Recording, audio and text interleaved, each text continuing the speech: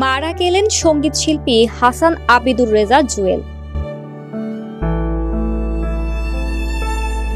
আজ মঙ্গলবার সকালে রাজধানীর একটি বেসরকারি হাসপাতালে শেষ নিঃশ্বাস ত্যাগ করেন তিনি। 2011 সালে জুয়েলের লিভার ক্যান্সার ধরা পড়ে। এরপর ফুসফুস এবং হাড়েও সেটি ক্রমশ সংক্রমিত হয়। গত 23 জুলাই রাতে তার শারীরিক অবস্থার অবনতি ঘটলে লাইফ সাপোর্টে রাখা হয়। সেখান থেকেই না ফেরার দেশে পাড়ি জমালেন এই সঙ্গীত শিল্পী। ব্যাংকার বাবার চাকরির কারণে ছোটবেলায় তাকে থাকতে হয়েছে দেশের বিভিন্ন জায়গায়। মা বাবার অনুপ্রেরণাতেই গানের জগতে পা রাখেন জুয়েল।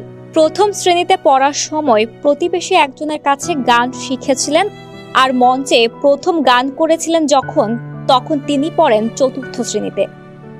1986 সালে ঢাকায় চলে আসেন জুয়েল। এসেই তিনি ঢাকা বিশ্ববিদ্যালয়ের টিএসসি কেন্দ্রিক সাহিত্য ও সাংস্কৃতিক তৎপরতায় জড়িয়ে পড়েন।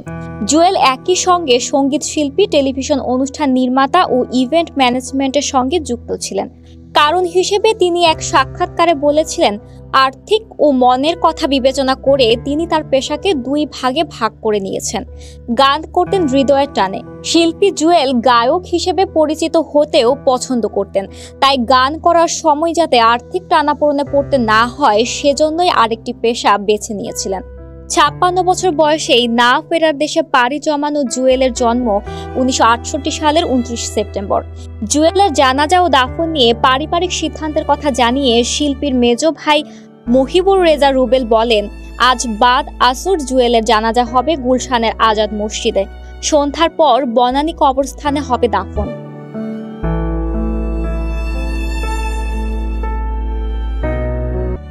তবে সময় একটু হেরফের হতে পারে।